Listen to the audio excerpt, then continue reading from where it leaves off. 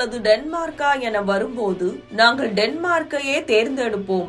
அமெரிக்க அதிபர் டொனால்டு டிரம்பின் மிரட்டலுக்கு கிரீன்லாந்து பிரதமர் வழங்கியுள்ள இந்த அதிரடி பதிலடி தற்போது சர்வதேச அரங்கில் பெரும் பரபரப்பை ஏற்படுத்தியுள்ளது.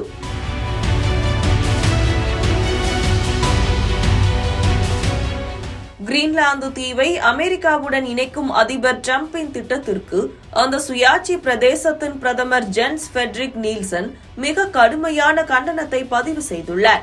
டென்மார்க் பிரதமருடன் இணைந்து நடத்திய அவசர செய்தியாளர் சந்திப்பில் பேசிய அவர், கிரீன்லாந்து ஒருபோதும் அமெரிக்காவிற்கு சொந்தமானதாக இருக்க விரும்புவதில்லை என்றும் தங்கள் நாட்டின் எதிர்காலத்தை அமெரிக்கா தீர்மானிக்க முடியாது என்றும் முழக்கமிட்டுள்ளார்.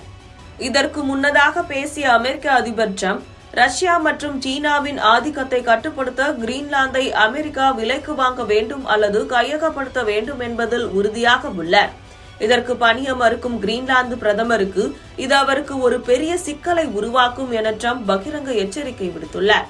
புவியியல் ரீதியாக ஆர்டிக் பகுதியில் அமைந்துள்ள கிரீன்லாந்து சர்வதேச பாதுகாப்பு மற்றும் வியூக முக்கியத்துவம் வாய்ந்த ஒரு மைய புள்ளியாக கருதப்படுகிறது. அங்குள்ள அமெரிக்காவின் பிட்டுபிக் விண்வெளி தளம் ஏவுகணை தாக்குதல்களை முன்கூட்டியே கண்டறியும் வலிமை கொண்டது. வெறும் குத்தகை ஒப்பந்தம் மட்டும் போதாது, அந்த தீவின் முழு உரிமையும் அமெரிக்காவிற்கே வேண்டும் என்பதில் வாஷிங்டன் நிர்வாகம் தற்போது மிக உறுதியான நிலைப்பாட்டை கொண்டுள்ளது.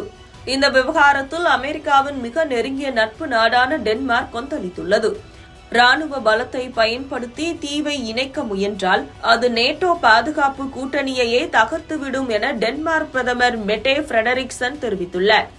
இந்த இக்கட்டான சூழலில் சமரச பேச்சுவார்த்தை நடத்துவதற்காக டென்மார்க் மற்றும் கிரீன்லாந்து வெளியுறவு அமைச்சர்கள் இன்று வாஷிங்டனில் அமெரிக்க துணை அதிபர் ஜேடி வான்ஸ் மற்றும் வெளியுறவுத்துறை செயலர் மார்க்கோ ரூபியோவை சந்திக்க உள்ளனர். அமெரிக்காவின் அடுத்த கட்ட நகர்வு என்னவாக இருக்கும்? உலக நாடுகளின் கவனம் இப்போது வாஷிங்டன் நோக்கி திரும்பியுள்ளது.